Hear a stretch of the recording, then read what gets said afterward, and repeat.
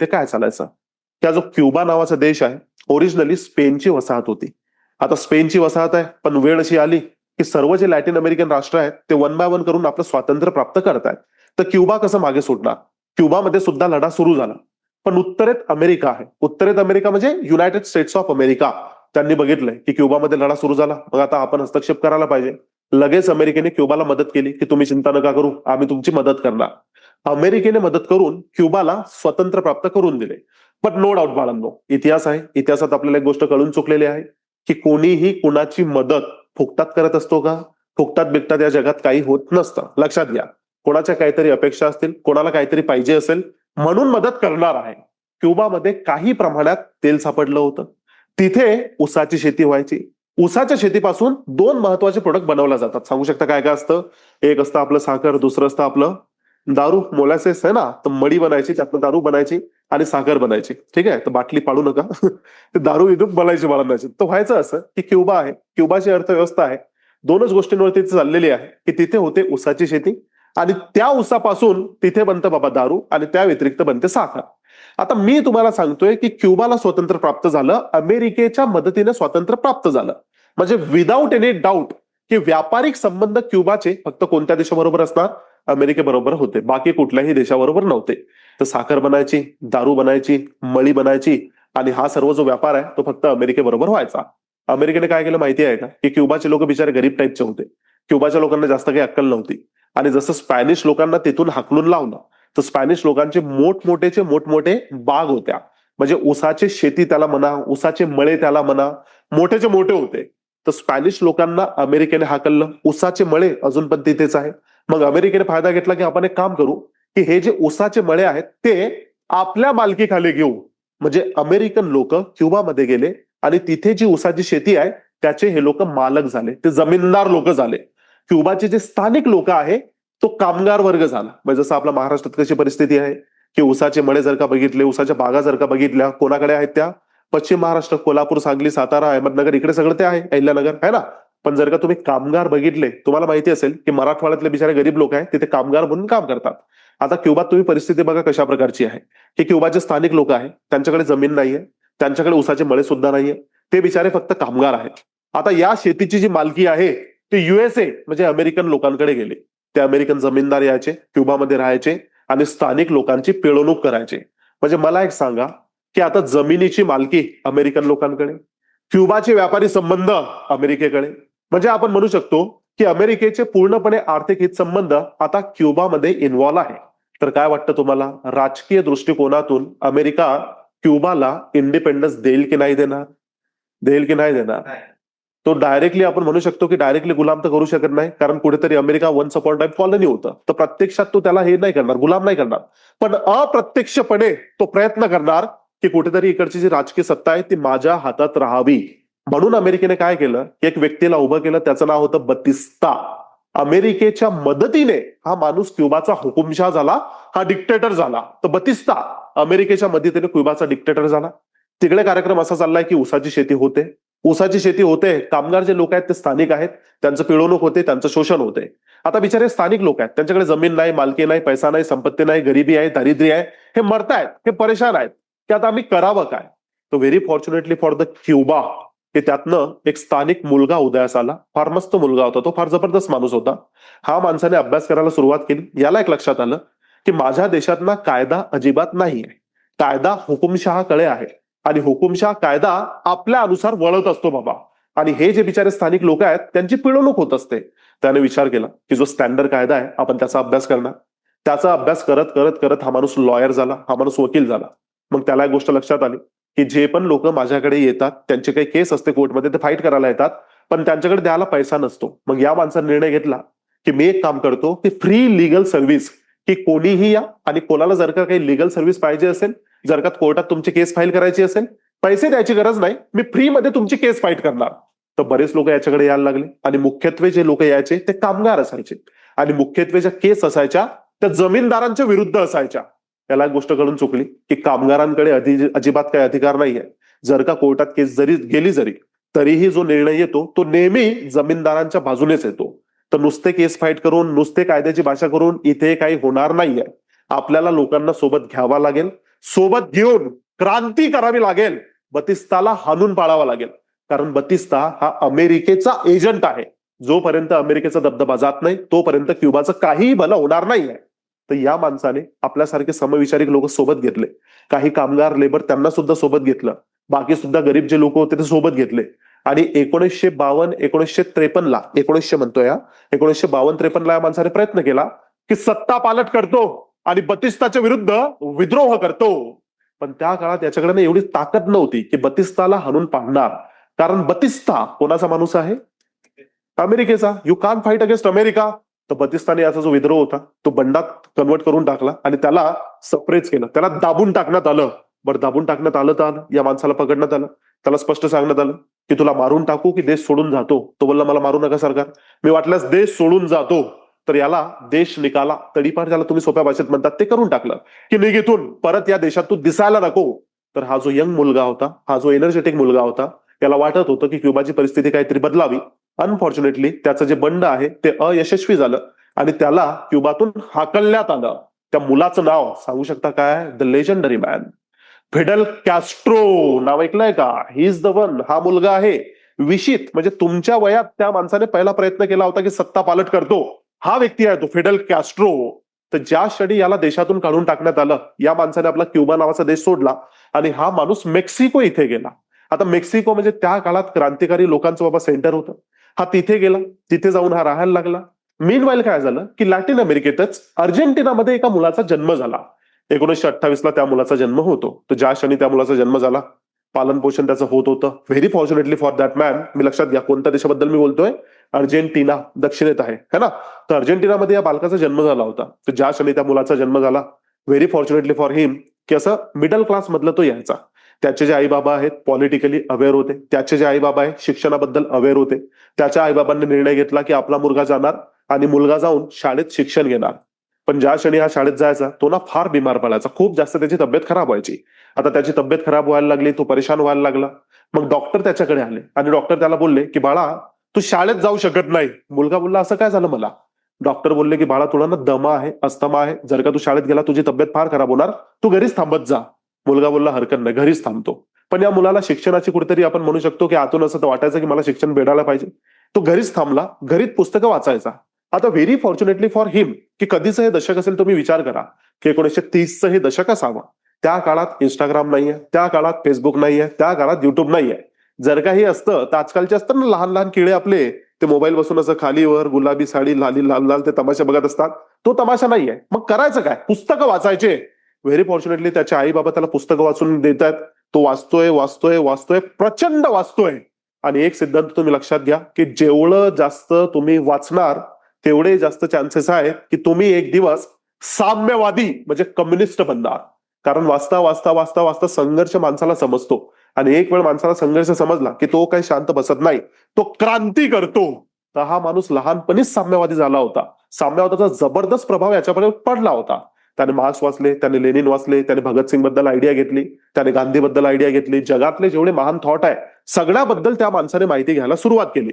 पण त्याला एक गोष्ट कळून चुकली होती की या डॉक्टराचं महत्व फार जास्त आहे आणि माझ्या देशात डॉक्टर फार कमी आहे. तर त्याने निर्णय घेतला की मी पण शिक्षण घेऊन डॉक्टर बनणार. तर हा माणूस मेडिकल कॉलेजमध्ये गेला. ज्या क्षणी हा माणूस मेडिकल कॉलेजमध्ये गेला त्याला एक जीवाभावाचा मित्र मिळाला. त्या मित्राचं नाव होतं अल्बर्टो. आणि ज्या व्यक्तीबद्दल मी बोलतोय, ज्या माणसाबद्दल मी बोलतोय, लेजंडरी माणूस आहे. जगातलं लहानातलं लहान लेकरू सुद्धा या माणसाचं नाव जाणतं. लोकांना माहित नसतं की या माणसाने काय केलं, पण त्याची ख्याती, त्याची प्रचिती संपूर्ण जगभरात आहे. त्या माणसाचं नाव आहे चे गावेरा. हा माणूस आहे तो चे गावेरा. तसं त्याचं नाव आहे अर्नेस्टो. पण त्याला लोक प्रेमाने बोलायचे चे, कारण हे जे चे आहे चे, तर तिकडच्या ना बोली भाषेत हा शब्द फार याचा. जसं की आपले नागपूरचे लोक कसं बे बोलतात, चलना बे, खाना बे, काबे, है ना. तर चे असं वेगवेगळ्या गोष्टींसाठी युज व्हायचं. कधी आश्चर्य व्यक्त करताना, कधी राग व्यक्त करताना, कधी आनंद व्यक्त करताना. तर लोकांनी असं नाव ठेवून टाकलं की तू चे आहे, कारण बोलता बोलता हा माणूस बाबा खूप वेळ असा चे शब्द वापरायचा. तर झालं काय की चे गावेरा आहे आणि याचा मित्र अल्बर्टो. अर्जेंटिनाची राजधानी आहे ब्युनस एअर असं काहीतरी त्याचं नाव आहे. तिथे हे वैद्यकीय शिक्षण घेत होते. वैद्यकीय शिक्षण घेतायत अभ्यास करतायत, डॉक्टर बनण्याची यांच्या आतमधून कुठेतरी म्हणू शकतो की तळमळ आहे. यांना वाटतंय की लोकांना सेवा द्यायची आहे.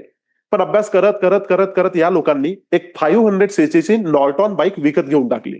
आता मोटरसायकल घेतली. तुम्हाला माहिती असेल की आजकाल ना लोकांमध्ये तो फार फॅशन आली येते की मोटरसायकल विकत घ्यायची आणि राईडला जायचं. तसं यांनी पण विचार केला की चला आपण पण राईड मारून येऊ. आता तुम्ही विचार करा कोणत्या कालखंडात हे लोक निर्णय घेतला. 1940चा कालखंड, 1950चा कालखंड, म्हणजे त्या दशकातल्या गोष्टी आहेत. या दोघं मुलांनी निर्णय घेतला. एकीकडे चे गावेरा आहे आणि दुसरीकडे त्याचा मित्र आहे अल्बर्टो.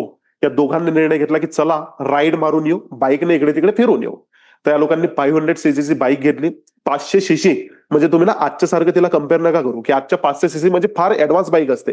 त्या काळात ती सायकल सारखीच बाईक होती, फक्त तिच्यावरती एक इंजिन होतं. या लोकांनी बाईक सुरू केली. बाईक सुरू करून आपल्या कॉलेजच्या बाहेर निघाले. कॉलेजच्या बाहेर निघाले, शहराच्या बाहेर निघाले. या लोकांना एक गोष्ट लक्षात आली की शहर संपलं, रस्ता पण संपला. रस्ते नाही आहेत, लॅक ऑफ इन्फ्रास्ट्रक्चर. मग इकडे तिकडे आता जायचं कुठे? विजन त्यांचा जबरदस्त होता की पॅन अमेरिका. पॅन अमेरिका म्हणजे एंटायर लॅटिन अमेरिका आम्हाला पालथा घालायचा आहे. मग आधी या लोकांनी विचार केला आम्ही चिलेला जाऊ. चिलेला जाऊ. तिकडे हे लोक गेले. रस्ते अजिबात नाही, नदी आली त्याच्यावर पूल नाही. हे लोक परत परत तिकडे गेले. गरिबी प्रचंड प्रमाणात हे बघताय. चिलेमध्ये गेले, तिकडे तांब्याच्या मोठमोठ्या खाणी होत्या आणि खाणींमधून होणारे जे आजार होते ते पण तिकडे एकदम कॉमन होते. या लोकांनी बघितलं की यार लोकांना फार बिमार होत आहेत. इव्हन एक ठिकाणी या लोकांनी कुष्ठरोगी पण बघितले. तर या लोकांनी निर्णय घेतला की आपण डॉक्टर आहोत, लगेच आता स्थानिक लोकांचा इलाज पण करायचा. तर तिथे स्थानिक लोकांना इंजेक्शन मारायला लागले. लोक घाबरले, तुम्ही खरंच डॉक्टर आहात का? दिसत तर नाही तुम्ही डॉक्टर आहे ना. हा बोलला विश्वास करून घ्या मी डॉक्टर आहे. तर इलाज करतोय, लोकांना भेटतोय, बघतोय. आणि बघायचा दृष्टिकोन फार वेगवेगळा असतो, जसं की तुमच्या आणि माझ्यासारखे लोक आहेत. आता व्हेरी फॉर्च्युनेटली तुम्ही पण अभ्यास करता, मी पण काही प्रमाणात करतो. आपल्याला समाजाची परिस्थिती माहिती आहे. आपण जेव्हा समाजाला बघतो आपला दृष्टिकोन फार वेगळा असतो, पण बाकीचे जे लोक आहेत ते समाजाला बघतात त्यांचा दृष्टिकोन फार वेगळा असतो. इमॅजिन करा की हे लोक फिरतायत, शिकलेले आहेत, यांच्याकडे अभ्यास आहे, या लोकांनी संघर्ष वाचलेला आहे. हे बघतायत तो संघर्ष ग्राउंड रियालिटीवरती की खाणी आहेत, त्यामध्ये खाणकामामध्ये काम करणारे कामगार आहेत, त्यांचं शोषण होत आहे. शेती आहे पण ते नगदी पिकांची शेती आहे, त्यामुळे भूकमारी, त्यामुळे दरिद्री, त्यामुळे गरिबी एकदम कॉमन आहे. इन्फ्रास्ट्रक्चर अजिबात नाही. डॉक्टर तर लांब लांब पर्यंत सोडून द्या, पण त्यातल्या त्यात इंजिनियर सुद्धा इथे नाही आहे. हे सगळं शोषण, सगळं पिळवणूक हे चाललेलं आहे. या लोकांना एक गोष्ट कळून चुकली की या सर्व समस्यांचं एक मात्र कारण आहे. सांगू शकता कोण कारण होतं? कोणता देश आहे तो? America, United states of America. त्यामुळे एवढ्या समस्या आपल्या देशात आहेत. आपला देश म्हणजे आपल्या खंडात आहे. ते आपलं चिले असेल, त्यानंतर पेरू असेल, त्यानंतर उरुग्वे असेल किंवा अजून सगळे राष्ट्र असतील. या लोकांनी फिरायला 1 बाय 1 करून सुरुवात केली. संघर्ष यांच्या लक्षात आला, परिस्थिती यांच्या लक्षात आली, समस्या यांच्या लक्षात आली. मग समस्या लक्षात आली तर तिथे थांबून चालत नाही. समस्याचं काहीतरी सोल्युशन द्यावं लागतं. तर या लोकांनी विचार केला सोल्युशन द्यायचं कसं? क्रांतीच्या माध्यमातून सोल्युशन द्यायचं. कारण चे गावेरा अर्जेंटिनाचा होता. अर्जेंटिनाला एक महान क्रांतिकारक होऊन गेला. त्याचं नाव होतं जुआन पेरॉन. त्या जुआन पेरॉनने विद्रोह करून सत्ता आपल्या हातात घेतली होती. आणि संपूर्ण लॅटिन अमेरिका जर का तुम्ही बघितला तर बाकीच्या लोकांपासून पण प्रेरित होता. फॉर एक्झाम्पल सायमन बोलिव्हर आठवतं, द लिबरेटर, त्यांच्यापासून सुद्धा हे लोक प्रेरित आहे. तर या लोकांनी विचार केला की आता क्रांती करायची आहे आणि क्रांती कुठे करू शकतो? तर चे गावराकडे एक न्यूज आली की गौटेमाला नावाचा एक देश आहे. या गौटेमाला नावाच्या देशात क्रांती सारखी परिस्थिती उद्भवलेली आहे. गौटेमालाला काय व्हायचं माहिती आहे का? तिकडे ना केळीची शेती होती आणि त्याच्या आजूबाजूला सगळ्या केळीच्या शेत्या होत्या. अमेरिका एवढं भयंकर आहे की त्यांनी केळीची शेती सुद्धा सोडली नाही. एक युनायटेड फ्रूट कंपनी होती, ही अमेरिकेची होती, युनायटेड स्टेट्स ऑफ अमेरिका. ती युनायटेड फ्रूट कंपनी इकडे केळीचा व्यापार करायची. फक्त त्या राष्ट्रात केळीच होतं, दुसरं काही उत्पादन त्यांच्याकडे नाही आहे. आणि त्या केळीचं एक्सपोर्ट जे आहे ते पूर्णपणे अमेरिकेतच होतं. म्हणजे नो डाऊट की अमेरिकेचे आर्थिक हितसंबंध इथे सुद्धा आले. जर का अमेरिकेचे आर्थिक हितसंबंध आले, काय वाटतं तुम्हाला? राजकीय हस्तक्षेप अमेरिका करणार की नाही करणार? फॉर शुअर करणार. अमेरिकेने गौटेमालामध्ये सत्ता पालट केली. चे गावारा तिथे होता, क्रांती करायचा प्रयत्न करत होता. त्याला एक गोष्ट कळून चुकली की अमेरिका फार पॉवरफुल आहे, आपण त्याच्यापुढे काही टिकाव धरू शकत नाही. गौटेमालाचा त्याचा जो प्रयत्न आहे तो फिसकटला आणि 1954ला त्याचा जो प्रयत्न आहे तो फेल झाला. मग आता जायचं कुठे? कारण तुमच्या मागे CIA लागलेली आहे. तुम्हाला काही ते एवढाच लवकर सोडणार नाही आहे. CIA म्हणजे माहिती आहे ना कोणाची इंटेलिजन्स एजन्सी आहे बाळांनो? अमेरिकेची. ते तुमच्या मागे लागलेली आहे. तर पळत पळत इकडे तिकडे जात जात जात जात जात मेक्सिको पर्यंत गेले. मेक्सिको ते क्रांतिकारांचं सेंटर आहे. आता 1954-55ला हा माणूस मेक्सिकोला आला. त्याच काळात फिडेल कॅस्ट्रो सुद्धा मेक्सिकोला आला होता. तिथे या दोघांची पहिली भेट झाली. तर असं म्हणतात की fire and water came together, theory and application came together. कारण चे गावरा बघितला तर तो स्टॉन्च साम्यवादी आहे, तो एकदम काढाचा आपण म्हणू शकतो, कट्टर म्हणू शकतो, कम्युनिस्ट आहे. Fidel Castro by that time communist व्यक्ती नव्हता. त्याला कम्युनिझम बद्दल आयडिया होती, पण कम्युनिझम फिलॉसॉफी आयडियोलॉजी तो फॉलो करत नव्हता. पण चे गावेरा आला. चे गावेरानं फिडेल कॅस्ट्रोला सगळं सांगितलं की कम्युनिझम काय, कसं, आपला उद्देश काय, आपल्याला करायचं काय. आणि फिडेल कॅस्ट्रो त्यामधनं प्रेरित झाला. मग फिडेल कॅस्ट्रोच्या आणि चे गावेराच्या वार्ता चालल्या होत्या, आपसात बातचीत चालली होती. तर चे गावेरानं फिडेलला प्रश्न केला की कुठला आहेस. फिडेल बोलला क्युबाचा आहे. मग चे बोलला की मी असं ऐकलंय की क्युबाला शेती होते, कशाची होते, ऊसाची है ना, उत्पादन होतं. कसलं उत्पादन होतं, साखर आणि दारू मडी है ना. आणि हे सर्व कोणाला विकलं जातं, फक्त अमेरिकेला. मी असं ऐकलं म्हणे. आणि मी हे सुद्धा ऐकलंय की अमेरिकेचा बाबा एक माणूस आहे, तो तुमचा हुकुमशाह आहे, त्याचं नाव आहे बतिस्ता. खरंय. फिडेल बोलला हो खरं आहे. मग चेने फिडेलला विचारलं की तुमच्यासारखे म्हणे युवक, तुमच्यासारखे म्हणे यंग क्युबामध्ये काही करत नाही का, तुम्ही क्रांती करायचा प्रयत्न नाही केला का. तर हा बोलला की आम्ही प्रयत्न केला होता म्हणे, 1953 आम्ही ट्राय केलं, पण आमचा जो प्रयत्न आहे तो फेल झाला. या लोकांनी आम्हाला क्रश करून टाकलं आणि आम्हाला देशातून हाकलून लावलं. चे गावरा बोलला हरकत नाही, अब तेरा बोले भाई आ गया, अब दोनों भाई मिलके बोले क्युबा जाएंगे आणि क्रांती करूया. तुम्ही इमॅजिन करा, तुमच्या वयाची मुलं आहे ते. पण ज्या काळात या लोकांची भेट झाली 27, 28, 29 असं काहीतरी त्या लोकांचं वय असावं. तुमच्यापेक्षा 1-2 वर्ष मोठे पकडून चला, माझ्यापेक्षा 2-3 वर्ष लहान पकडून चला. तर त्या वयाचे मुलं आहेत. आता इमॅजिन करा की दोघांची भेट झाली, निर्णय घेतला की क्युबाला परत जायचं आणि परत जाऊन क्युबाला क्रांती करायची. मग किती लोक सोबत येणार, 80 लोक जमा झाले, 80. आणि 80 लोकांनी निर्णय घेतला की क्युबात सत्ता पालट करायचा. म्हणजे विचार करा की जेवढे लोक इथे बसलेले आहे त्या लोकांना सोबत घेऊन सत्ता बदलून टाकायची. शक्य आहे का बाळांनो हे? अरे काहीही शक्य असतं, हा इतिहास आहे आणि त्यातनं काही शिकण्यासारखं भरपूर असतं. 80 लोक निघाले. आता हे मेक्सिको पासून क्युबापर्यंत निघाले. आता मी तुम्हाला मॅप दाखवला, आता मी तुम्हाला सांगितलं की क्युबा एक बेट आहे, त्याच्या बाजूला मेक्सिको नावाचा देश आहे, मध्ये अटलांटिक महासागर आहे. आता हे लोक ट्रॅव्हल करत जात आहेत, समुद्रात जात आहे. पण CIA, अमेरिकेची इंटेलिजन्स एजन्सी फार जबरदस्त आहे. त्यांना न्यूज मिळाली, त्यांना कळून चुकलं की काही मुलं आहेत, फिडेल कॅस्ट्रो आहे, चे गावेरा आहे, यंग आहे, एनर्जेटिक आहे. यांचा उद्देश आहे की बतिस्ताची जी सरकार आहे ती हाणून पाडायची, तिथे सत्ता पालट करायची. बतिस्ता म्हणजे मी रिपीटेडली तुम्हाला सांगतोय कोणाचा एजंट आहे तो, तो अमेरिकेचा एजंट आहे. तर अमेरिकेने लगेच बतिस्ताला सांगितलं की be careful, they are coming for you. Batista said who.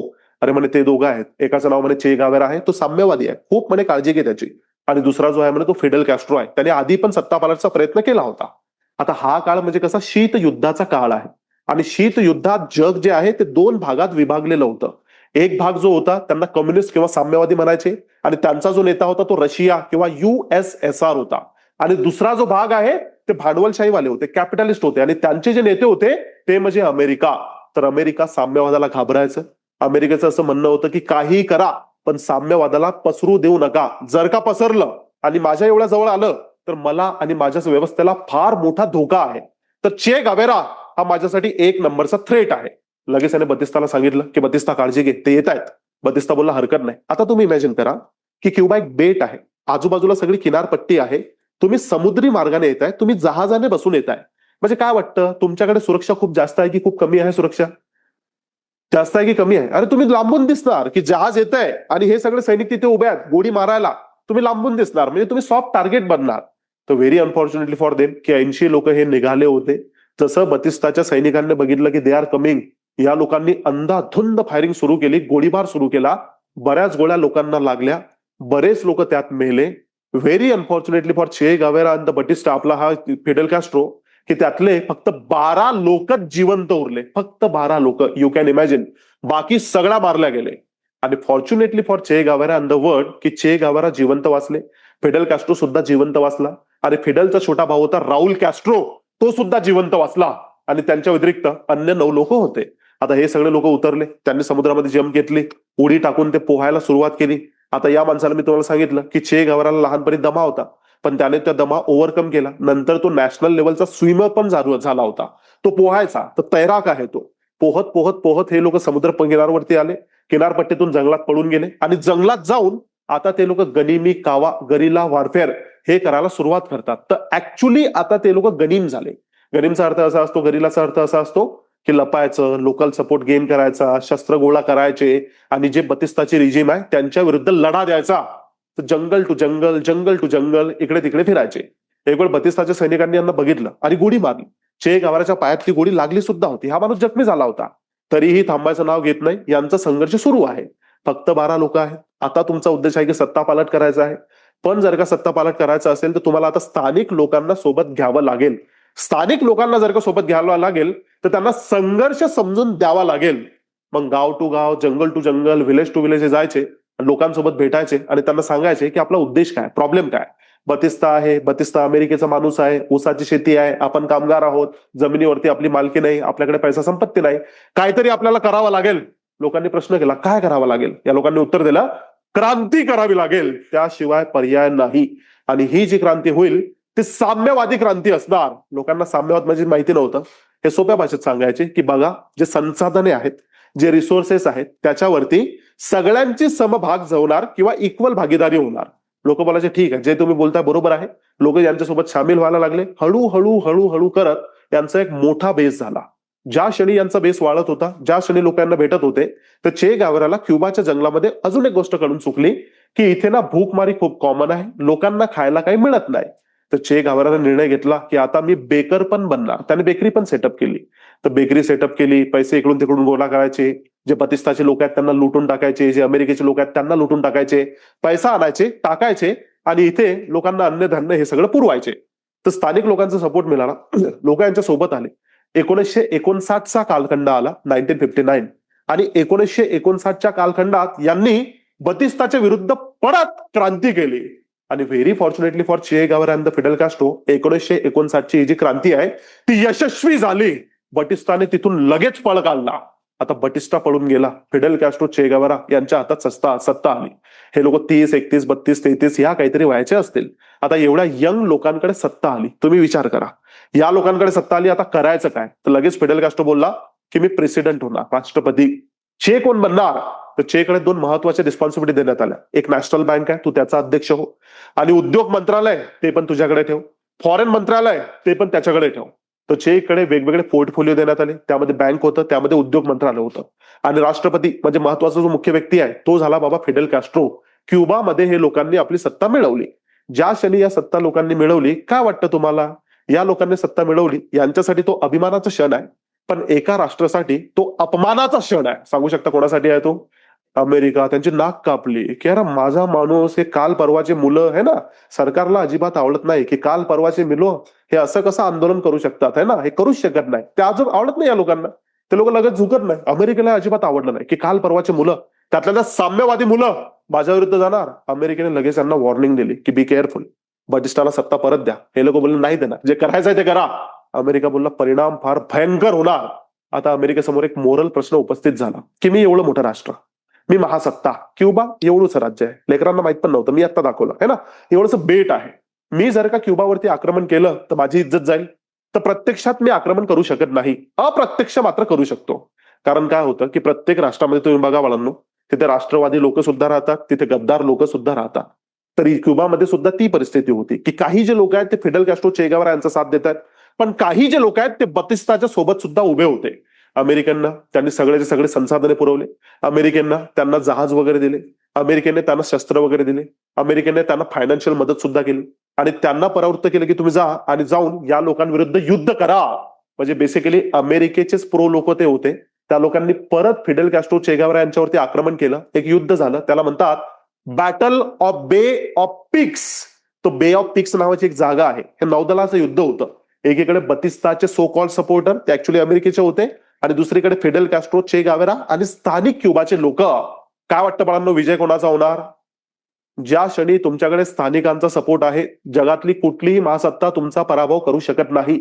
Fidel castor, चे गावेरा यशस्वी झाले आणि या लोकांचा बतिस्ता, त्याचे सगळे लोक पराभव झाला. काय वाटतं बाळांनो, परत कोणाची नाक कापणार याच्यात? अमेरिका, की आधी सत्ता घेतली, परत मला हरवलं. अमेरिका एकदम दात खातोय की तुम्हाला बघून घेईल, असं करेल तसं करेल. हे बोलले जे करायचं ते करा, पण आधी आता काय करणार की आमच्याकडे क्युबाची सत्ता आली, आता जगभरात आम्ही लोक फिरणार आणि आमच्या सोबत थोडे फेवर लोकांचे घेणार. तर चे गावेरा भारतात सुद्धा आला होता. भारतात येऊन तो नेहरूंना सुद्धा भेटला होता. नेहरूंना भेटून त्याने सांगितलं होतं की तुमचं काही ऍडवाइस आहे का? चे गावेरा म्हणतो की आजोबा जसं आपल्या नातवाला प्रेम देतात तसं नेहरूंनी आम्हाला प्रेम दिलं होतं, आणि त्यांच्या आमच्यासाठी म्हणे ती एवढी मोठी फिगर आहे, फार नेते आहे, त्यांचं तो प्रेज करतो. नंतर तो चायनाला सुद्धा गेला होता, त्यानंतर तो रशिया सुद्धा गेला, त्यानंतर तो आफ्रिकेत सुद्धा काही राष्ट्रात गेला, तो परत आला. आणि आता फार महत्वाचा निर्णय हे घेतात की आम्ही साम्यवादी आहोत, आम्ही कम्युनिस्ट आहोत, आमची थेरी काय शिकवते? थेरी ही शिकवते की संसाधनावरती, उत्पादनाच्या साधनावरती सर्वांचा समान अधिकार असावा, है ना. इक्वालिटी आपण बघितलं होतं बाळांनो, की खाजगी संपत्ती संपुष्टात येणार आणि जी खाजगी संपत्ती आहे ती डिस्ट्रीब्यूट होणार, सगळ्यांकडे इक्वली जाणार. लक्षात येतं तुमच्या? तर फिडेल कॅस्ट्रोने भाषण द्यायला सुरुवात केली. आणि भाषणात त्याने घोषणा केली की क्युबा एक साम्यवादी राष्ट्र असेल. लोक बोलले ठीक आहे ठीक आहे ठीक आहे ठीक आहे. पुढे त्यामुळे जर का साम्यवादी राष्ट्र असेल तर खाजगी संपत्तीला जागा नाही. खाजगी संपत्तीला जर का जागा नाही तर मी इथून निर्णय घेतोय की जे उसाचे मळे आहेत, जे उसाच्या बागा आहेत, त्यांचं राष्ट्रीयकरण करणार. Nationalisation of this sugar cane plantation. राष्ट्रीयकरण याचा अर्थ काय असतो? खाजगी संपत्ती असेल की राष्ट्राची संपत्ती असेल? राष्ट्राची. आता मला तुम्ही एक सांगा की खाजगी संपत्ती ती कोणाची होती त्या क्षणी? त्या क्षणी ती अमेरिकनच्या लोकांची खाजगी संपत्ती होती. लक्षात येत आहे? जमीनदार वर्ग सगळा अमेरिकेतला होता ना, क्युबामध्ये येऊन तो राहायचा आणि उसाचे मळे सगळे अमेरिकन लोकांचे आहे. फिडेल कॅस्ट्रो म्हणतो की मी राष्ट्रीयकरण करणार. अमेरिकेने जसं ऐकलं, अमेरिकेचं डोकंच फिरलं की आता खूप झालं म्हणे, मला आता तुम्ही जरा जास्त करताय, तुम्ही विचार करताय की राष्ट्रीयकरण करणार. फिडेल बोलला सरकार विचार नाही, ते झालंय म्हणे, ऑलरेडी झालंय. जे खाजगी संपत्ती संपुष्टात आली आणि जे खाजगी मालक आहेत त्यांना फटके पण द्यायला सुरुवात झाली आहे आणि त्यांना म्हणे क्युबातून हाकलायला सुद्धा सुरुवात झालेली आहे. अमेरिका बोलला अंजाम बुरा होगा. अरे बोलले कायच करशील तू, असं काय करणार आहे? अमेरिका बोलला लायकीत राहा, फक्त म्हणे उसाची शेती करता, फक्त म्हणे साखर विकता, फक्त म्हणे मळी विकता आणि ते फक्त मला विकता, मी विकत घेणार नाही, मी तुमच्यावरती आर्थिक निर्बंध टाकणार. आता ज्या क्षणी अमेरिका बोलला साखर विकत घेणार नाही, आर्थिक निर्बंध टाकणार, हे बोलले जा रे, जे करायचं आहे ते करा. अमेरिका बोलला फक्त माझ्यासोबत लढू नका म्हणे, माझ्यासोबत बरेच राष्ट्र सुद्धा आहे, जगभरात माझा दबदबा आहे आणि मी ज्या राष्ट्राला बोलेल ते लोक सुद्धा तुमच्याकडून साखर विकत घेणार नाही, मी कोणालाच विकत घेऊ नाही देणार. आता ज्या क्षणी अमेरिका बोललं कोणाला साखर तुमची विकत घेऊ देणार नाही, फिडेल कॅस्ट्रो, चे गावारा थोडे बॅकफुटवर आले, थोडे परेशान झाले, थोडे विचार करायला लागले की आता काय करायचं. म्हाताराचं डोकं सटकलं वाटतं का, खरंच सिरियस झाला आता की साखर बिकर घेणार नाही. फिडेल कॅस्ट्रो चेने विचार केला की राष्ट्रीयकरणाचा विचार आहे तो आम्ही त्यागणार नाही. उसाचे मळे जे आहेत ते आता राष्ट्रीय झालेले आहेत, ते सर्वांची संपत्ती झालेली आहे, खाजगी संपत्ती संपुष्टात आलेली आहे. आता करायचा तरी काय? आता या लोकांनी विचार केला की 1960 चा हा कालखंड आहे. 1960 म्हणजे वर्ल्ड वॉर सेकंडला 15 वर्ष झालेले आहे. त्यानंतर शीतयुद्ध सुरू आहे. जग दोन भागात विभागलेलं आहे. एक भाग आहे भांडवलशाहीवाला, तो म्हणजे अमेरिकेचा, आणि दुसरा भाग आहे तो आपला साम्यवादाचा. सांगू शकता बाळांनो कोणाचा आहे तो? USSR म्हणजे रशिया आणि अमेरिका यांच्यामध्ये शीतयुद्ध चाललंय. अमेरिका म्हणतं मी साखर घेणार नाही. लॉजिकली कोण साखर घेईल तुमची? रशिया. क्युबाने म्हणजे चे गावाने लगेच फिडलला सांगितलं की फिडल तू एक काम कर की माझं तिकीट बुक कर म्हणे. फिडल बोलला कुठलं तिकीट? नाही म्हणे मॉस्को जायचं आहे मला. फिडलने विचारलं कोणाला, कशाला भेटायला जायचं? म्हणे कोणाला भेटायला जायचं आहे? चे गावारा बोलला निकिताला भेटायला जायचं आहे. फिडल शॉक, निकिता कोण आहे म्हणे निकिता? अरे म्हणे निकिता माणसाचं नाव आहे म्हणे, निकिता क्रुश्चेव, त्या काळातले रशियाचे राष्ट्रपती होते, माणूस आहे तो, मुलगी नाही आहे ती. फिडल बोलला बरं बरं बरं हरकत नाही, जा म्हणे भेटायला जा. तर लगेच हा माणूस मॉस्कोला गेला. मॉस्कोला जाऊन निकिता क्रुश्चेवला भेटला, म्हणजे रशियाचे राष्ट्रपती आहेत ते, आणि भेटून सगळी परिस्थिती हकीकत सांगितली. पहिले तर निकिताने असं कॉंग्रॅच्युलेशन केलं की एवढे जवान मुलं आणि खूप चांगलं काम करताय म्हणे, अमेरिकेसोबत लढताय, कॉंग्रॅच्युलेशन म्हणे. क्युबाला साम्यवादी केलं, कॉंग्रॅच्युलेशन, कारण रशियाचे हित संबंध होते की जेवढं जर का बाबा कम्युनिझम स्प्रेड झालं, साम्यवाद स्प्रेड झाला, तेवढं रशियासाठी ते हितकारक होतं. मग याने सांगितलं की धन्यवाद धन्यवाद म्हणे साहेब, पण एक प्रॉब्लेम आलेला आहे. रशियाने लगेच विचारलं की काय प्रॉब्लेम आलाय? बोलला प्रॉब्लेम असा आहे सरकार की अमेरिकेचं डोकं सटकलं, तो म्हणतो साखर विकत घेणार नाही, तो म्हणतो बाबा तुमच्यावरती निर्बंध लादणार आणि कोणालाही साखर विकत घेऊ देणार नाही. तर आमची इच्छा आहे म्हणे की आमची साखर तुम्ही विकत घ्यावी. रशिया बोलला हरकत नाही, तुमची साखर, तुमची मळी, अजून जे विकत घ्यायचं आहे सगळं मी विकत घेऊन टाकतो म्हणे, काहीही प्रॉब्लेम नाहीये. ऍक्च्युअल रशियाला काही साखरेची गरज नव्हती, त्यांनी साखर घेऊन ते समुद्रात फेकून दिली असती, पण तरीही रशिया त्यांना बोललं की साखर विकत घेणार. चे एकदम खुश झाला, तो निकिताच्या एकदम गळेच भेटच त्याने घेतली, पप्पी पप्पी घ्यायला लागला की धन्यवाद म्हणे सरकार, एवढे मोठे उपकार म्हणे केले. तो बोलला उपकार बिपकार नाही, ऐकून तर घे म्हणे पूर्ण. हवला काय म्हणे बघ, कोल्ड वॉर चाललाय, शीतयुद्ध चाललंय, त्यात अमेरिका रशिया आम्ही लढतोय म्हणे आपसात, आणि आम्ही आपसात लढतोय, हे जी लढाई आहे ती कोणत्याही थराला जाते म्हणे. चे बोलला माहिती आहे जगभरात तमाशा चाललाय म्हणे तुमच्या दोघांचा. रशिया बोलला जास्त नको बोलू. पहिली गोष्ट ही आहे म्हणे की अमेरिका ऐकत नाहीये, त्या लोकांनी अणुबॉम्ब विकसित केला आमच्या आधी, मग प्रत्युत्तरात आम्ही सुद्धा अणुबॉम्ब विकसित केला. मग त्या लोकांनी हायड्रोजन बॉम्ब विकसित केला, प्रत्युत्तरात आम्ही सुद्धा हायड्रोजन बॉम्ब विकसित केला. चे बोलले हो, एक दिवस म्हणे संपूर्ण जग तुम्ही दोघं वाटच लावणार म्हणे त्याची. हा बोला ते पण नाही, मुद्दा असा आहे म्हणे की अमेरिकेने काय केलं की एक कुठेतरी मिलिटरी ऑर्गनायझेशन फॉर्म केली. एक मिलिटरी युनियन फॉर्म केली, म्हणजे लष्करी संघटना. त्याला हे लोक म्हणतात नाटो. ऐकलंय का नाव? काही लोक याला नाटो म्हणतात, काही लोक याला नेटो असं सुद्धा म्हणतात. North Atlantic treaty organisation. त्यामध्ये USA, कॅनडा आणि युरोपचे बरेच राष्ट्र होते आणि त्या लोकांचं हे लष्करी संघटना आहे. म्हणजे एकावरती जर का आक्रमण केलं तर दुसऱ्यावरती समजण्यात येईल. एकाला वाचवायला सगळे लोक तुमच्यावरती उलटून पडणार. चे बोलला मला माहिती आहे म्हणे, अमेरिकेने तर घाण केलेलं आहे. तर रशिया बोलला की मला ना एक खूप मोठी भीती आहे. चे बोलला कसली भीती आहे? ना म्हणे अमेरिकेने काय केलं की टर्की सुद्धा नाटोचा भाग आहे आणि टर्कीमध्ये अमेरिकेचे काही संबंध चांगले आहेत. अमेरिकेने काय केलं की आपले 2 मिसाईल आणले. एकाचं नाव आहे थॉर, एकाचं नाव आहे ज्युपिटर. या थॉर आणि ज्युपिटरवर त्यांनी आण्विक बॉम्ब बिम लावलेले आहेत, म्हणजे न्यूक्लिअर बॉम्ब ज्याला तुम्ही म्हणता ते टर्कीमध्ये लावलेले आहेत. तर चेवला काय बोलता? म्हणे हो, आम्हाला माहिती आहे म्हणे की टर्कीमध्ये मिसाईल आहेत, त्याच्यावरती आण्विक बॉम्ब आहे आणि त्यांचं जे निशाण आहे, त्यांची जी दिशा आहे ती रशियाकडे आहे की आम्ही काहीही केलं तर आमच्यावरती अणुबॉम्ब टाकणार. ती धमकी आहे म्हणजे धमकी. तर आमच्या कलेजामध्ये असा धक धक धक धक नेहमी होत असतो. बोलला मी काय करू शकतो सरकार तुमच्यासाठी? हा बोलला निकिता की काहीच नको करू म्हणे, तुझी साखर सगळी आम्ही विकत घेणार, पण तू एक काम कर की जाता जाता आमचे पण मिसाईल घेऊन जा, अणुबॉम्ब सोबत घेऊन जा. बोलला काय बोलता? बोले हो, जा घेऊन जा, मारून देऊ म्हणे अमेरिकेवर. नाही, मारायची गरज नाही म्हणे, फक्त घेऊन जा. तो बोलला हरकतच नाही. तर इकडून चे निघाला. चे सोबत बाबा अणुबॉम्ब निघाले. आता नो डाऊट की चेला सिगार प्यायचा बघा, त्याच्या हातात इथे पण सिगार असेल, दिसतं दिसतं सिगार. तर हा सिगार बिगार हे लोक प्यायचे. चे निघाला, अणुबॉम्ब त्याच्या सोबत निघाले. सोबत सोबत जात जाते क्युबामध्ये आले. अमेरिकेला माहित नाही की काय चाललंय, पण अमेरिका थोडं संशयास्पद बघतंय यांच्याकडे की यांची साखर मी घेत नाही, आर्थिक निर्बंध लादले, तरी हे लोक करतायत काय? साखर विकत घेतोय कोण? माहिती झालं की रशिया विकत घेत आहे, पण का घेत आहे ते माहिती नव्हतं. उत्तर असं होतं की तुम्ही टर्कीमध्ये बाबा अणुबॉम्ब लावले, अणुबॉम्ब म्हणजे मिसाईल लावले, आम्ही सुद्धा जाऊन कुठेतरी इथे ते मिसाईल लावणार क्युबामध्ये. क्युबाचा आणि अमेरिकेचं अंतर जर का तुम्ही बघितलं तर अमेरिकामध्ये फ्लोरिडा नावाची जागा आहे, तिथून फक्त 200-250 काहीतरी किलोमीटर क्युबा आहे. म्हणजे एवढ्या जवळ अणुबॉम्ब आले, छातीवरती तुमच्या अणुबॉम्ब आले. अमेरिकेला माहिती नव्हतं. अमेरिकेचे त्या काळातले राष्ट्रपती होते केनेडी. केनेडी बघत होते की नेमकं चाललंय काय. एक दिवस अमेरिकेचा एक स्पाय फायटर प्लेन होता. तो जो स्पाय फायटर प्लेन आहे तो क्युबाच्या वरून ना उडत होता आणि तो बघत होता काय चाललंय काय चाललंय. बघितलं की मिस्त्री आहे, काहीतरी बांधतोय, मिसाईल दिसत आहेत, काय आहे. प्लेन शॉक झाला की बाबा काय. दुर्बीन बिरबिनने बघितलं, त्यांना कळलं की अटोम बॉम्ब आहे. अटोम बॉम्ब ते साधारण सुतली बॉम्ब नाही आहे आणि त्याचा जो निशाण आहे तो अमेरिकेविरुद्ध आहे. लगेच पायलटचा बीपी लो झाला की हे काय, हे कुठून झालं, कसं झालं. पळत पळत पळत पळत हे लोक अमेरिकेवरती आले. केनेडीला सांगितलं की सरकार खूप मोठं संकट आलंय म्हणे. केनेडी बोलला काय झालं, कुठलं संकट आहे म्हणे. अरे म्हणे सरकार, क्युबामध्ये अटोम बॉम्ब आलेले आहे, मिसाईल आलेले आहे आणि त्यांची दिशा आपल्याकडे आहे. कोणत्याही क्षणी या दोघा मुलांकडे म्हणे ते आहे, कधीही फायर होऊ शकतं. केनेडीचा बीपी लो झाला की असं कसं झालं, हे काय झालं. पायलट बोलला लाव ना अजून टर्कीमध्ये तू पण, है ना, त्याच्या उत्तरात आहे म्हणे हे. केनेडी बोलला ठीक आहे ठीक आहे, मी बघतो म्हणे काहीतरी. आता या लोकांचा बीपी लो होता.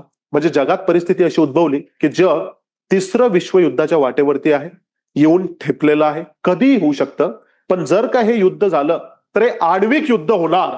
आणि दोघेही जर का तुम्ही सत्ता बघितली, अमेरिका आणि रशिया, ते काही कमजोर नव्हत्या.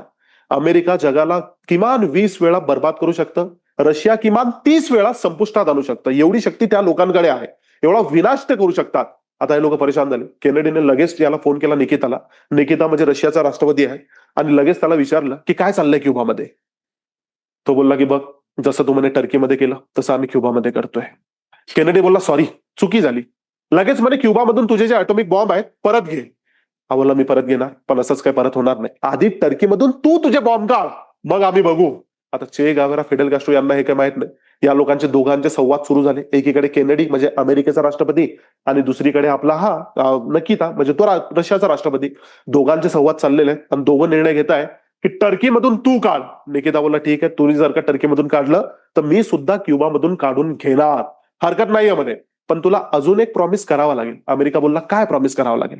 प्रॉमिस हे कर की क्युबावरती आक्रमण नाही करणार, चे गावेरा, फिडेल कास्ट्रो यांना त्रास नाही देणार. म्हणजे काय वाटतं बाळांनो, कोणाचा डिप्लोमॅटिक विजय आहे, अमेरिकेचा आहे की क्युबाचा आहे? समजतंय तुम्हाला हे काय लेवलचे मुलं आहेत. म्हणून कुठलंही बाळांनो आंदोलन होतं ना, या माणसाचा फेस तुम्हाला बघायला मिळेल की अन्यायापुढे झुकायचं नाही, क्रांती करायची, हक्कासाठी लढायचं. अमेरिका असो, अमेरिकाचा बाप असो, कोणाच्या बापाला घाबरत नाही. अमेरिकेने प्रॉमिस केलं, रशियाला वचन देतो म्हणे की त्यांच्यावरती आक्रमण करणार नाही, पण तुझे बॉम्ब तिथून काढ.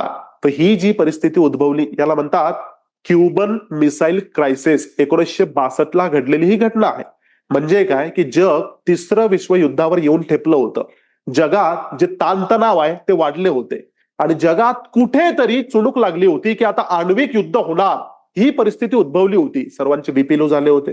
अमेरिकेचा तर कलिजा असा बाहेर पडला होता. केनेडी स्वतः म्हणतो की मी तो 2-3 रात्र झोपलोच नाही, एवढी मला भीती वाटली. कारण या लोकांच्या हातात मध्ये तो ॲटॉम बॉम्ब आहे आणि हे लोक यंग आहेत, तुमच्यासारखे आहेत. तुमच्यासारखे लोक काही पण करू शकतात बाळांनो. त्यांच्यावरती जास्त विश्वास ठेवता येत नाही. जर का यांनी फायर केलं तर झालं. म्हणजे क्युबा राहिलं एक बाजूला, रशिया अमेरिका एकामेकाला संपून टाकतील. तिकडे नेटो आहे, इकडे सुद्धा वार्साव पॅक्ट आहे, हे सुद्धा एकमेकांना संपून टाकतील. जगात म्हणजे विनाश होईल, विनाश, महाविनाश होईल. तर लगेच या लोकांनी निर्णय घेतला, रशियाने आणि अमेरिकेने, की आजच्या नंतर जर का अशी परिस्थिती उद्भवली तर कुठल्याही थर्ड पार्टीला यामध्ये इन्व्हॉल्व्ह करायचं नाही. आपण एक काम करू की आपण ना डायरेक्ट संभाषण करू, हॉटलाईन टाकू. तिकडे वॉशिंग्टन आहे, इकडे मॉस्को आहे, दोघांच्या मध्ये डायरेक्ट हॉटलाईन असेल. आपण दोघं डायरेक्ट संभाषण करू. म्हणजे त्यातल्या त्यात अजून एक आपण तिथे निर्णय घेऊ की काहीतरी म्हणजे पार्शियल टेस्ट बॅन ट्रिटी ज्याला तुम्ही म्हणता, की आंशिक बाबा न्यूक्लिअरच्या टेस्ट आहेत त्या बॅन करायच्या, ते पण आपण निर्णय घेऊयात. हा बोलला हरकत नाही, आपण तो पण निर्णय घेऊ. तर partial test ban treaty sign करण्यात आली. मॉस्को आणि आपलं वॉशिंग्टन हॉटलाईन सेट करण्यात आली आणि हे जे क्युबन मिसाईल क्रायसिस होतं, म्हणजे जग विश्वयुद्ध 3 कुठेतरी ते त्याच्या वर्षवरती होतं, ते अवॉइड करण्यात आलं, ते टाळण्यात आलं. तर ते टाळून गेलं. पण चे गावाला फिडेल कॅस्ट्रो हे फार नाराज झाले. चीनने रशियाला सुद्धा क्रिटिसाइज केलेलं आहे की तुम्ही आम्हाला धोका दिला. रशिया बोलला धोका नाही दिला, तुला वाचवलं, तुला सोड म्हणे, जगाला मी वाचवलेलं आहे. जर का आम्ही युद्ध केलं असतं म्हणे त्राहिमाम झाला असता. चे बोलला मला काय माहिती नाही. पण चे फेडल झुकणारे लोक नव्हते. अमेरिका त्यांना प्रयत्न करत होता की झुकेल नाही तर तोडून टाकतो, वाकून टाकतो, कापून टाकतो, मारून टाकतो. काहीही स्तराला अमेरिका जात आहे. म्हणजे अमेरिकेने बघितलं की हे दोघं ना यंग आहेत, एनर्जेटिक आहेत, दिसतात तुम्हाला. हा फिडेल कॅस्ट्रो आहे आणि हा चे गावेरा आहे आणि तिशीत त्यांच्या हे सगळ्या गोष्टी ते करतायत. तर अमेरिकेने बघितलं की यांचा आता गेम वाजवावं लागेल, मारावं लागेल. अमेरिका काहीही करता, कोणत्याही स्तराला जातं, कोणताही व्यक्ती त्यांच्या आळगाठी बनत असेल ते मारायचा प्लॅन करतात. तर एकदम ट्रेडिशनल मारायचे मेथड, की काहीतरी वापरू दे, हे वापरू दे, ते वापरू दे, असं करू दे, तसं करू दे. म्हणजे ट्रेडिशनल मेथड आहे की दारू आहे, दारूमध्ये विष टाकू दे, है ना. सिगार पितात, त्याच्यामध्ये स्फोटक लावू दे. कुठेतरी वर फिरायला गेले, खाली ढकलून दे. गाडी आहे, गाडीच्या खाली बॉम्ब लावू दे. त्याच्या ट्रेडिशनल मेथड आहे. अमेरिकेने सर्व वापरल्या, सर्व. असं म्हणतात की हा जो फिडेल कॅस्ट्रो नावाचा माणूस आहे, दिसतो हा व्यक्ती, फिडेल कॅस्ट्रो म्हणजे क्युबाचा आपला राष्ट्रपती होता, त्याच्यावरती अमेरिकेने 600 वेळा प्रयत्न केला याला मारून टाकायचा. यू कॅन इमॅजिन, 600 वेळा. आता एक कथामध्ये 600 येऊ शकतं, होऊ शकतं की हे थोडं एक्झॅग्रेशन आहे, हे अतिशयोक्ती आहे. पण प्रॅक्टिकली बघितलं की 600 वेळ जर का बोलतायत तर 60 वेळ तरी किमान या माणसाला मारायचा प्रयत्न झाला असेल, किमान. पण हा माणूस 600च्या 600 वेळ, 60च्या 60 वेळ जिवंत वाचला. तर अमेरिका प्रयत्न करत होता की दारूमध्ये विष टाक, सिगारमध्ये स्फोटक टाक, वरून खाली ढकल, गाडीच्या खाली बॉम्ब टाक, अजून काहीतरी कर. हा माणूस मरायचं नावच घेत नाही. मग अमेरिकेला कळलं की कुठेही बाबा जर का हे माणूस पिघळले नाही तर एका ठिकाणी बरोबर पिघळणार. दोघंचे दोघं यंग आहे, दोघंचे दोघं एनर्जेटिक आहे. कुठे पिघळणार सांगू शकता बाळांनो? Men will be main. लडकी का चक्कर.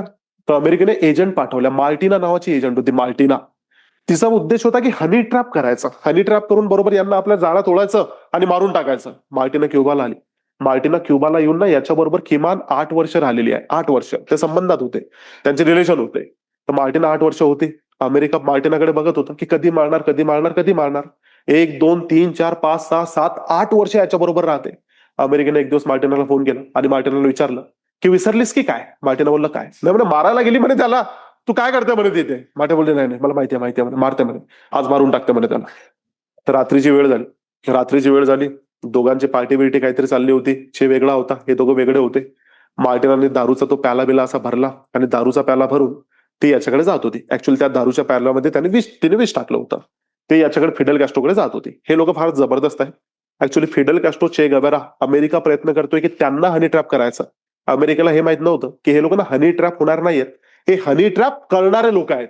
मार्टिनाकडे ज्या क्षणी फिडेल कॅस्ट्रोने बघितलं, फिडेल कॅस्ट्रो लक्षात आलं की तिचे हात ना थोडे थोडे थोडे थोडे असे थरतायत, डोळे ते असे विचकवते आणि ती घाबरलेली आहे. याने तिला एकच प्रश्न केला की Martina, do you want to kill me? मला मारायचं आहे का म्हणे. जसं याने प्रश्न केला की do you want to kill me, ती फारच थरथरली. दारू अशी उडून उडून उडून बाहेर यायला लागली. याला कळलं की हिला आपल्याला मारायचं आहे. हा काहीच बोलला नाही. याने तिचा हात पकडला, हात पकडून इकडे खेचलं. पुढे काय झालं तुम्ही समजून घ्या. पण हे हनी ट्रॅप वगैरे हे जे सगळे प्रकार आहे, हे लोक काही कुठेही बाबा शमत नाहीये. हा माणूस मरतच नाही. फिडेल कॅस्ट्रो म्हणजे लिटरली अश्वस्थामा टाईपचा माणूस आहे की मरेगा नाही आपण, चाहे कुछ भी हो जाए. सीआय एवढा प्रयत्न करते तरी नाही. तुम्ही बघा आजचे जे हुकुमशाह आहेत आणि हे हुकुमशाह आहे, त्याच्यामध्ये जमीन आसमानची तफावत आहे. तुम्ही बघितलं असेल तो व्हेनेझुएलाचा हुकुमशहा आपला, तो रात्री झोपला होता, अमेरिकन लोक आले उचलून घेऊन गेले त्याला. बघितलं तुम्ही? ते आपले खोमेनी, इराणचे हुकुमशहा आहे ना, अमेरिकेने मिसाईल मारलं, मरून गेले. तुम्ही आता इमॅजिन करा की या लोकांची ताकद काय. अमेरिकेबरोबर हे खेळतात, त्या पण ज्या वेळेस त्यांचं युथ आहे, ज्या वेळेस यंग आहे तेव्हा खेळतात. पण झालं काय की फिडेलकडे क्युबा आहे, क्युबा व्यवस्थित चाललेला आहे. चे गावाराचं नेहमी म्हणणं होतं की शिक्षणाचा प्रसार इथे झालाच पाहिजे, कारण चे गावराने लेनिन वाचला होता आणि लेनिन नेहमी म्हणतो की communism cannot survive in an illiterate society.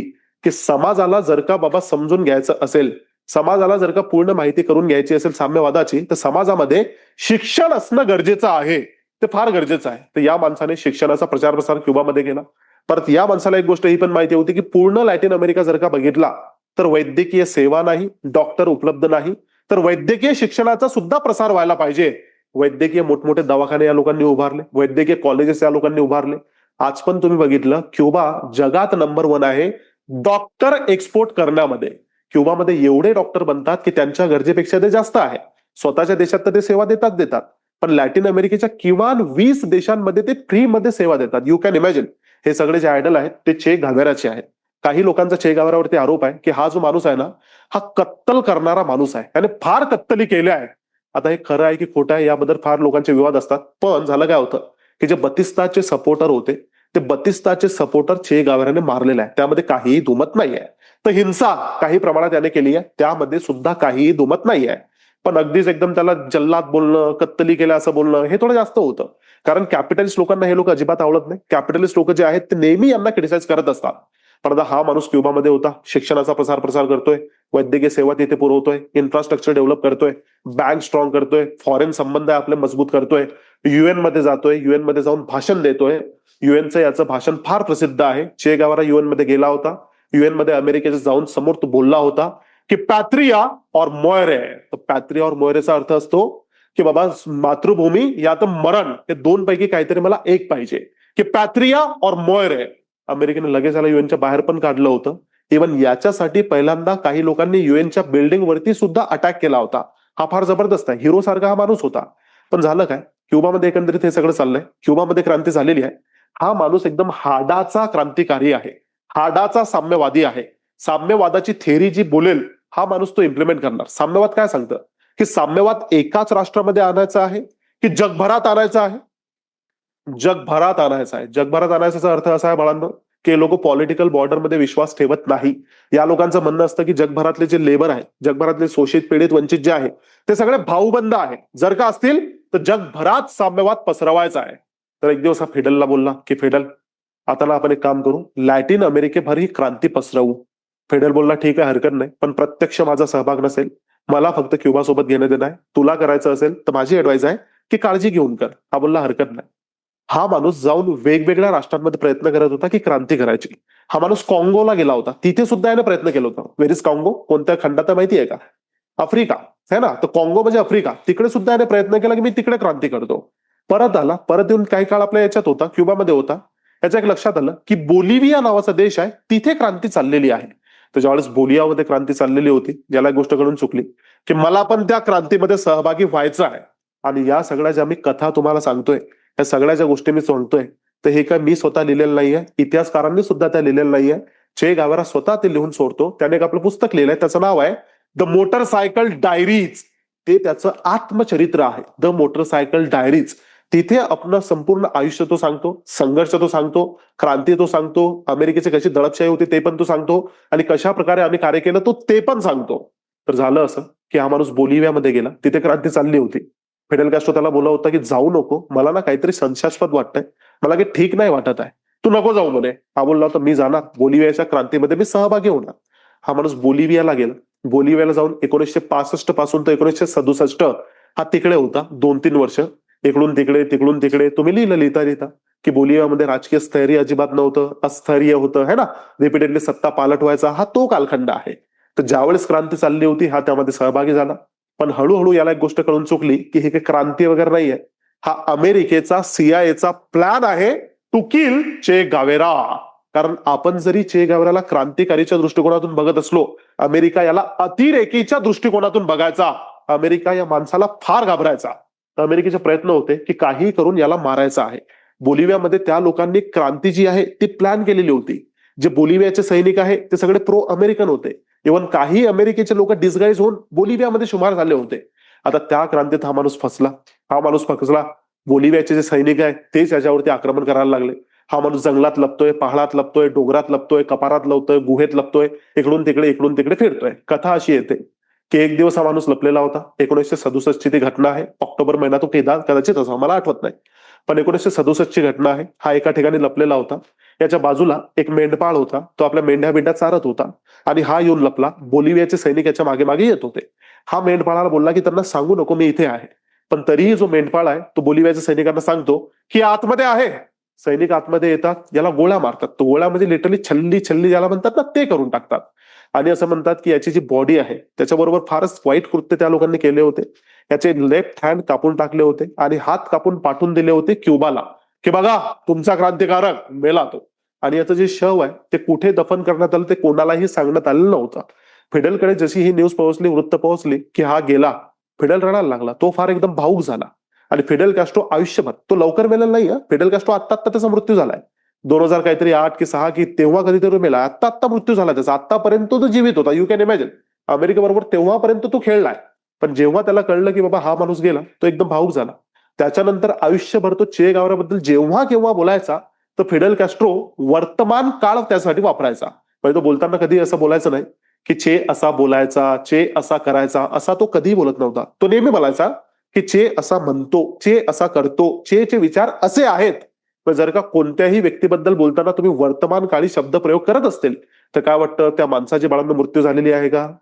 त्या माणसाची शरीराची मृत्यू झालेली असेल, पण त्या माणसाच्या आयडिया ज्या आहेत त्या मेलेल्या नाही आहेत. तो माणूस अजूनही जीवित आहे. ते क्रांती आहे, ते आयडियाज आहे. Idea cannot be killed, they are bullet proofs. तशा या माणसाच्या आयडियाज आहे. फिडेल कॅस्ट्रो त्यापासून भरपूर प्रेरित आहे.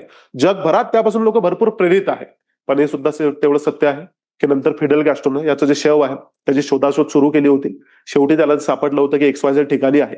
त्याला काढलं होतं. काढून एकदम इज्जतीत त्यांना परत दफन केलं होतं. आणि ते 30 वर्षानंतर झालं होतं. मेनवाईल काय झालं की हे सगळं ज्यावेळेस चालत होतं तर या माणसाचा एक फोटो जगभरात ना तो फारच प्रसिद्ध आहे, फार प्रचलित आहे. म्हणजे एकदम प्रसिद्ध तो फोटो आहे. तुम्ही पण तो बघितला असेल. हा वाला फोटो आहे. बघितलाय का तुम्ही तो कधी? आता हा थोडा कट झालाय. इतर एक टोपी पण असते वरती, त्या टोपीवरती एक चांदणी पण असते. हा फोटो असतो. जिथे जिथे क्रांती असेल तिथे तिथे या माणसाचा चेहरा तुम्हाला बघायला मिळेल. या माणसाचा चेहरा म्हणजे प्रतीक आहे की बाबा अन्यायाविरुद्ध उठाव करा, अन्यायाविरुद्ध झुकू नका, अन्यायाविरुद्ध लढा, अंतिम दम तक, अंतिम सासू तक लढते राहू. तसा हा माणूस आहे चे गावेरा. काही लोकांना माहितीच नसतं, फोटो घेऊन नुसते फिरत असतात. काही लोक याला बॉब मार्ले म्हणतात. तर बॉब मार्ले बिरले बाळांनो नाही, हा चे गावेरा आहे. आणि हा त्या माणसाचा बाळांनो संघर्ष आहे. तर असं हे क्युबाची क्रांती आहे, क्युबाचं मिसाईल क्रायसिस आहे. आपल्या लोकांसाठी तो एक संदेश आहे की छोटं राष्ट्र जरी असलं तरी जर ते एकत्रित असलं तर सुपर पॉवर त्यांना सुद्धा ते झुकवू शकतं. एक बेहतरीन उदाहरण या लोकांनी बाळांनो दिलंय. तर अमेरिकेचा रिअल चेहरा हा माणूस एक्सपोज करतो. क्रांती काय असते ते आपल्याला समजून सांगतो. तर तसा तो व्यक्ती आहे अर्नेस्टो चे गावेरा. मेन्शन